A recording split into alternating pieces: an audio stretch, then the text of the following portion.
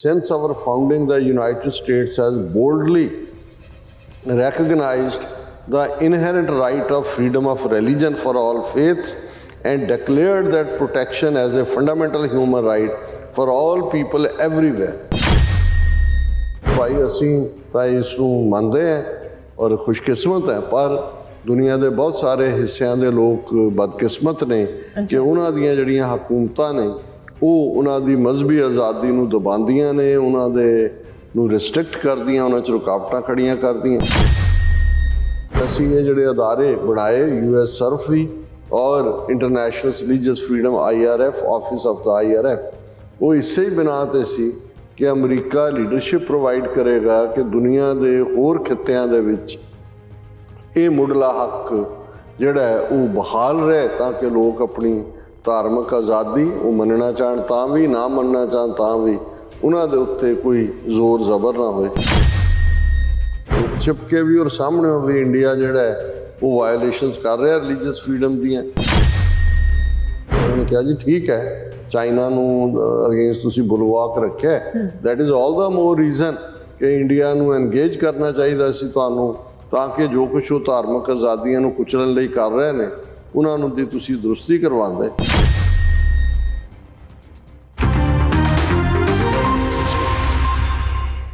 Viewers welcome back on program. So viewers ਗੱਲਬਾਤ ਕਰਨ ਜਾ ਰਹੇ ਹਾਂ ਕਿ ਓਕਲਾਹੋਮਾ ਦੇ ਸੈਨੇਟਰ ਜੇਮਸ ਲੈਂਗਫੋਰਡ ਨੇ ਸਿੱਖਾਂ ਦੀ ਮੰਗ ਦੀ ਹਮਾਇਤ ਕਰਦਿਆਂ ਕਿਹਾ ਹੈ ਕਿ ਭਾਰਤ ਨੂੰ ਸਟੇਟ ਡਿਪਾਰਟਮੈਂਟ ਵੱਲੋਂ ਮਨੁੱਖੀ ਹੱਕਾਂ ਦਾ ਘਾਣ ਕਰਨ ਲਈ ਕੰਟਰੀ ਆਫ ਪਾਰਟੀਕੂਲਰ ਕੰਸਰਨ ਐਲਾਨਿਆ ਜਾਏ। ਇਸ ਸੰਬੰਧੀ ਉਹਨਾਂ ਨੇ ਸੈਕਟਰੀ ਆਫ ਸਟੇਟ ਨੂੰ ਖੁੱਲੀ ਚਿੱਠੀ ਲਿਖੀ ਹੈ। ਸੋ ਇਸ ਬਾਰੇ ਆਪਾਂ ਗੱਲਬਾਤ ਕਰਨ ਜਾ ਰਹੇ ਹਾਂ। ਸੋ ਅਸੀਂ ਚਾਹਾਂਗੇ ਕਿ ਤੁਸੀਂ ਇਸੇ ਤਰ੍ਹਾਂ ਬਣੇ ਰਹਿਣਾ, ਦੇਖਣ ਸੁਣਨ ਲਈ, ਲਿਖਣ ਲਈ ਤੁਹਾਡਾ ਸਭ ਦਾ ਬਹੁਤ ਬਹੁਤ ਧੰਨਵਾਦ ਜੀ। ਡਾਕਟਰ ਸਾਹਿਬ ਕੀ ਵਿਚਾਰਾਂ ਨੇ? ਦੇਖੋ, ਇਸ ਦੇ ਉੱਤੇ ਬੇਸ਼ੱਕ ਅਸੀਂ ਗੱਲਬਾਤ ਕੀਤੀ ਸੀ ਕਿ ਕਿਵੇਂ United States commission on international religious freedom ਨੇ ਇਸ ਸਾਲ ਦੇ ਲਈ ਰਿਕਮੈਂਡ ਕੀਤਾ ਸੀ ਕਿ ਇੰਡੀਆ ਨੂੰ ਕੰਟਰੀ ਆਫ ਪਾਰਟੀਕੂਲਰ ਕੰਸਰਨ ਐਲਾਨਿਆ ਜਾਏ ਜਿਵੇਂ ਹਿਊਮਨ ਰਾਈਟਸ ਉਹ ਵਾਇਲੇਟ ਕਰ ਰਿਹਾ। ਔਰ ਸਟੇਟ ਡਿਪਾਰਟਮੈਂਟ ਨੇ ਜਦੋਂ ਆਪਣੀ ਲਿਸਟ ਦਾ ਐਲਾਨ ਕੀਤਾ ਜਿਨ੍ਹਾਂ ਨੂੰ ਉਹਨਾਂ ਨੇ ਕੰਟਰੀਜ਼ ਆਫ ਪਾਰਟੀਕੂਲਰ ਕੰਸਰਨ ਐਲਾਨਿਆ, ਤੇ ਉਹਨਾਂ ਨੇ ਇੰਡੀਆ ਔਰ ਨਾਈਜੀਰੀਆ ਨੂੰ ਜਿਹੜੀ ਦੋਨਾਂ ਦੀ ਰਿਕਮੈਂਡੇਸ਼ਨ ਸੀ US ਸਰਫ ਵੱਲੋਂ ਉਹਨਾਂ ਨੂੰ ਆਫ ਦਾ ਹੁੱਕ ਕਰ ਦਿੱਤਾ। ਉਸ ਦੇ ਉੱਤੇ ਅਸੀਂ ਡੀਟੇਲ ਗੱਲ ਕੀਤੀ ਸੀ, ਪਰ ਨਾਲ ਦੀ ਨਾਲ ਸਾਡੀ ਬਰਾਬਰ ਇਸ ਦੇ ਉੱਤੇ ਲੌਬੀ ਸੀ US ਸਰਫ ਦੇ ਨਾਲ ਵੀ ਔਰ ਵਰਲਡ ਸਿੱਖ ਪਾਰਲੀਮੈਂਟ ਦੇ ਲੈਵਲ ਦੇ ਉੱਤੇ ਸੈਨੇਟਰਸ ਕਾਂਗਰਸਮੈਨ ਨਾਲ ਵੀ ਕਿ ਇਸ ਇਸ਼ੂ ਨੂੰ ਚੁੱਕਿਆ ਜਾਏ।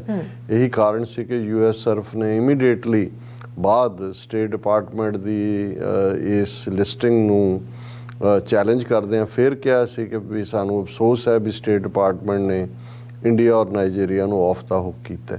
ਹੁਣ ਇਸ ਮੁੱਦੇ ਦੇ ਉੱਤੇ US ਸਰਫ ਦੀ ਪੋਜੀਸ਼ਨ ਕਿ ਇੰਡੀਆ ਵਾਇਲੇਟਰ ਹੈ, ਵਰਸਟ ਵਾਇਲੇਟਰ ਹੈ ਹਿਊਮਨ ਰਾਈਟਸ ਦਾ, ਇਹਨੂੰ ਕੰਟਰੀ ਆਫ ਪਾਰਟੀਕੂਲਰ ਕੰਸਰਨ ਐਲਾਨਿਆ ਜਾਏ। ਇਸ ਦੇ ਵਿੱਚ ਇੱਕ ਬੜੀ ਪਾਵਰਫੁਲ ਆਵਾਜ਼ ਹੋਰ ਜੁੜੀ ਹੈ। ਜੇਮਸ ਲੈਂਗਫੋਰਡ ਇਹ ਓਕਲਾਹੋਮਾ ਤੋਂ ਅਮਰੀਕਾ ਦੇ ਸੈਨੇਟਰ ਨੇ ਸਾਡੇ ਨਾਲ, ਕਿਉਂਕਿ ਬਹੁਤ ਸਾਰੇ ਹੁਣ ਬਾਹਰੋਂ ਵੀ ਜੁੜਦੇ ਨੇ ਅਮਰੀਕਨ ਸਿਸਟਮ ਨੂੰ। ਮੈਂ ਕਈ ਵਾਰ ਰਿਪੀਟ ਵੀ ਕਰਦਾ ਕਿ ਸਮਝਾਉਣ ਦੇ ਲਈ ਕਿ ਇੱਕ ਪਾਸੇ US ਕਾਂਗਰਸ ਹੈ ਜਿਹਨੂੰ ਹਾਊਸ ਆਫ ਰਿਪਰੈਜ਼ੈਂਟੇਟਿਵਸ ਕਿਹਾ ਜਾਂਦਾ ਹੈ, ਉਸ ਦੇ ਵਿੱਚ ਜਿਹੜੇ ਕਾਂਗਰਸਮੈਨ ਚੁਣੇ ਜਾਂਦੇ ਨੇ ਆਪਣੇ ਆਪਣੇ ਡਿਸਟ੍ਰਿਕਟਸ ਤੋਂ, ਜਿਹਨੂੰ ਉਹਨਾਂ ਮੁਲਕਾਂ ਦੇ ਵਿੱਚ ਸਾਊਥ ਏਸ਼ੀਆ ਦੇ ਕਾਂਸਟੀਚੁਐਂਸੀ ਕਿਹਾ ਜਾਂਦਾ, ਉਹ ਆਬਾਦੀ ਦੇ ਲਿਹਾਜ਼ ਨਾਲ ਹੁੰਦੇ ਨੇ। ਔਰ ਜਿਹੜਾ ਜਿੰਨਾ ਵੱਡਾ ਸੂਬਾ ਹੈ ਉਸ ਦੇ ਸਭ ਤੋਂ ਜ਼ਿਆਦਾ ਕਾਂਗਰਸਮੈਨ ਹੁੰਦੇ ਨੇ। ਜਿਵੇਂ ਕੈਲੀਫੋਰਨੀਆ ਆਬਾਦੀ ਦੇ ਲਿਹਾਜ਼ ਨਾਲ ਕੈਲੀਫੋਰਨੀਆ ਦੀ ਇੰਨੀ ਕੁ ਆਬਾਦੀ ਹੈ ਜਿੰਨੀ ਸਾਰੇ ਕੈਨੇਡਾ ਦੇ ਮੁਲਕ ਦੀ ਹੈ। ਸੋ ਉਹ ਸਭ ਤੋਂ ਜ਼ਿਆਦਾ ਕਾਂਗਰਸਮੈਨ ਜਿਹੜਾ ਹੈ ਉਹ US ਹਾਊਸ ਆਫ ਰਿਪਰੈਜ਼ੈਂਟੇਟਿਵਸ ਉਹਨੂੰ ਕਹਿੰਦੇ ਨੇ, ਉਹਦੇ 'ਚ ਭੇਜਦੇ ਨੇ। ਪਰ ਜਦੋਂ ਅਮਰੀਕਨ ਕਾਂਸਟੀਟਿਊਸ਼ਨ ਹੋਂਦ 'ਚ ਆਇਆ ਔਰ ਇਸ ਗੱਲ ਦਾ ਧਿਆਨ ਰੱਖਦੇ ਹਾਂ ਕਿ ਇਹ ਨਾ ਹੋਏ ਕਿ ਜਿਹੜੀਆਂ ਵੱਡੀਆਂ ਸਟੇਟਾਂ ਨੇ, ਕਿਉਂਕਿ ਉਹਨਾਂ ਦੇ ਜ਼ਿਆਦਾ ਨੁਮਾਇੰਦੇ ਹੋਣਗੇ, ਤੇ ਉਹ ਆਪਣੀ ਸਿੰਪਲ ਮੈਜੋਰਿਟੀ ਦੇ ਆਧਾਰਿਤ ਹੀ ਜਿਹੜੇ ਦੂਸਰੇ ਸੂਬੇ ਨੇ ਅਮਰੀਕਾ ਦੇ ਉਹਨਾਂ ਦੇ ਉੱਤੇ ਆਪਣੇ ਕਾਨੂੰਨ ਨਾਫਜ਼ ਕਰਨ, ਜਿਵੇਂ ਅਸੀਂ ਭਾਰਤ ਦੇ ਕੰਟੈਕਸਟ ਦੇਖ ਰਹੇ ਹਾਂ।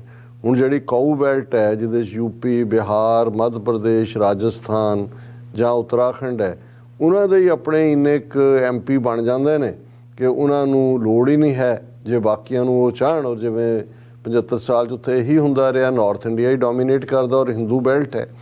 ਔਰ ਇਸੇ ਤਰ੍ਹਾਂ ਜਿਹੜਾ ਅਮਰੀਕਾ 'ਚ ਵੀ ਇਹ ਹੋ ਸਕਦਾ ਸੀ। ਕੈਲੀਫੋਰਨੀਆ, ਨਿਊਯਾਰਕ ਵੱਡੀਆਂ ਸਟੇਟਾਂ ਜਿਹੜੀਆਂ ਨਿੱਕੀਆਂ ਨਿੱਕੀਆਂ ਨੇ ਉਹਨਾਂ ਨੂੰ ਕੌਣ ਪੁੱਛਦਾ। ਸੋ ਉਹਨਾਂ ਨੇ ਜਿਹੜਾ ਦੂਸਰਾ ਹਾਊਸ ਐਸਟੈਬਲਿਸ਼ ਕੀਤਾ ਜਿਹਨੂੰ ਸੈਨੇਟ ਕਿਹਾ ਜਾਂਦਾ, ਉਹਦੇ 'ਚ ਉਹਨਾਂ ਨੇ ਕਿਹਾ ਵੀ ਸਟੇਟ ਕੋਈ ਵੱਡੀ ਹੈ ਕੋਈ ਛੋਟੀ ਹੈ, 2-2 ਸੈਨੇਟਰ ਹੀ ਹਰ ਸਟੇਟ ਦੇ ਹੋਣਗੇ।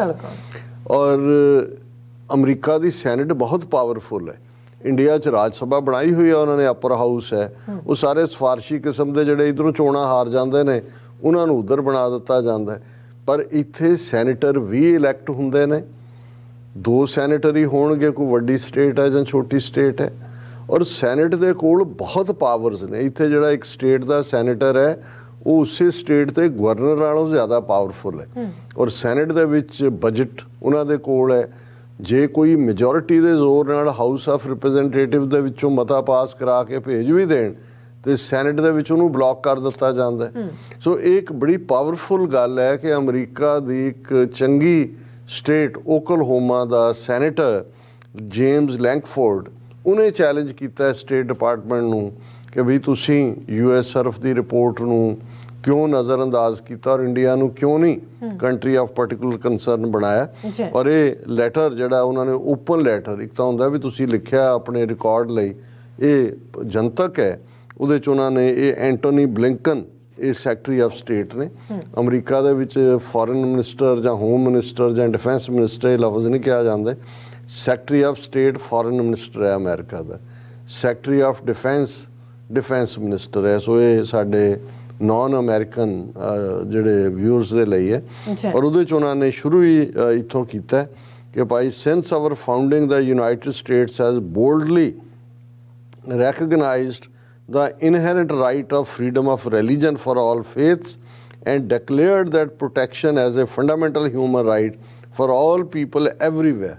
ਇਹ ਸਾਡੇ ਤਾਂ ਆਪਣੇ ਕਨਸਟੀਟਿਊਸ਼ਨ 'ਚ ਹੈ ਕਿ ਫਰੀडम ਆਫ ਰਿਲੀਜਨ ਸਾਰਿਆਂ ਦਾ ਔਰ ਹਿਊਮਨ ਰਾਈਟ ਸਾਰਿਆਂ ਦੇ। Unfortunately for many people and groups of faith around the world, this inherent right seems unattainable as government continues to restrict, oppress and punish the free exercise of religion। ਕਿ ਭਾਈ ਅਸੀਂ ਤਾਂ ਇਸ ਨੂੰ ਮੰਨਦੇ ਹਾਂ ਔਰ ਖੁਸ਼ਕਿਸਮਤ ਹੈ, ਪਰ ਦੁਨੀਆ ਦੇ ਬਹੁਤ ਸਾਰੇ ਹਿੱਸਿਆਂ ਦੇ ਲੋਕ ਬਦਕਿਸਮਤ ਨੇ ਕਿ ਉਹਨਾਂ ਦੀਆਂ ਜਿਹੜੀਆਂ ਹਕੂਮਤਾਂ ਨੇ ਉਹ ਉਹਨਾਂ ਦੀ ਮਜ਼ਹਬੀ ਆਜ਼ਾਦੀ ਨੂੰ ਦਬਾਉਂਦੀਆਂ ਨੇ, ਉਹਨਾਂ ਦੇ ਨੂੰ ਰਿਸਟ੍ਰਿਕਟ ਕਰਦੀਆਂ, ਉਹਨਾਂ 'ਚ ਰੁਕਾਵਟਾਂ ਖੜੀਆਂ ਕਰਦੀਆਂ।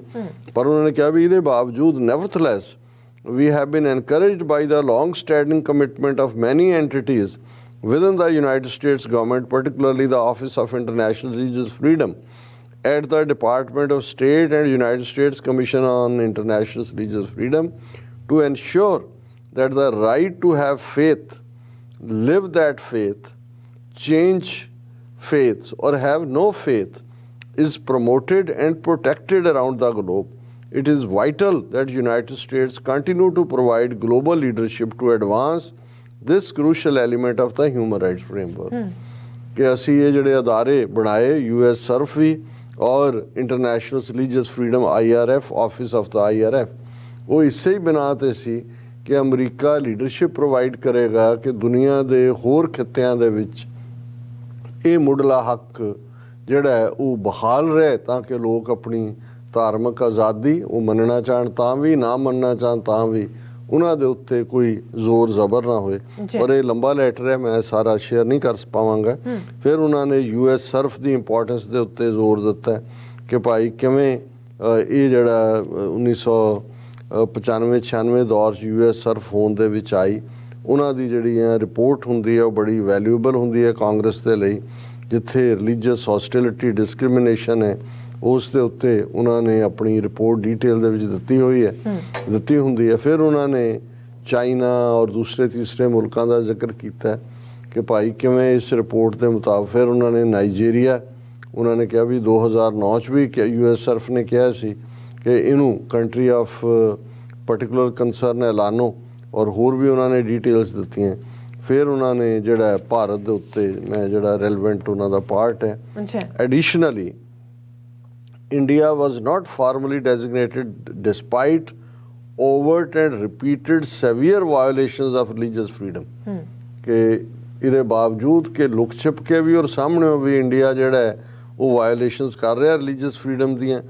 India is an important security partner for the United States and a key counterweight against China in the Indo Pacific region. ਇਹ ਉਹਨਾਂ ਨੇ ਕਿਹਾ ਕਿ ਵੀ ਇਹ ਕਿਹਾ ਜਾਂਦਾ ਹੈ ਕਿ ਜੀ in the context of that partnership the United States must have a robust discussion about the deteriorating religious freedom conditions for religious minorities in। ਉਹਨਾਂ ਨੇ ਕਿਹਾ ਜੀ ਠੀਕ ਹੈ ਚਾਈਨਾ ਨੂੰ ਅਗੇਂਸਟ ਤੁਸੀਂ ਬੁਲਵਾਕ ਰੱਖਿਆ, that is all the more reason ਕਿ ਇੰਡੀਆ ਨੂੰ ਐਨਗੇਜ ਕਰਨਾ ਚਾਹੀਦਾ ਸੀ ਤੁਹਾਨੂੰ, ਤਾਂ ਕਿ ਜੋ ਕੁਛ ਉਹ ਧਾਰਮਿਕ ਆਜ਼ਾਦੀਆਂ ਨੂੰ ਕੁਚਲਣ ਲਈ ਕਰ ਰਹੇ ਨੇ ਉਹਨਾਂ ਨੂੰ ਦੀ ਤੁਸੀਂ ਦਰੁਸਤੀ ਕਰਵਾਉਂਦੇ। The purpose of any designation, whether it be country of particular concern or SWL, is to shine a light on the most egregious religious freedom violators and promote continued engagement on the value of religious liberty at all levels of। ਉਹਨਾਂ ਨੇ ਕਿਹਾ ਜੀ ਇਹ ਜਿਹੜੇ label ਵੀ ਲਾਏ ਜਾਣੇ ਨੇ country of particular concern, ਮਕਸਦ ਤਾਂ ਇਹੀ ਹੈ ਕਿ ਉਹਨਾਂ ਮੁਲਕਾਂ ਦੇ ਵਿੱਚ ਧਾਰਮਿਕ ਆਜ਼ਾਦੀ, ਮਜ਼ਹਬੀ ਆਜ਼ਾਦੀ ਬਹਾਲ ਹੋਏ।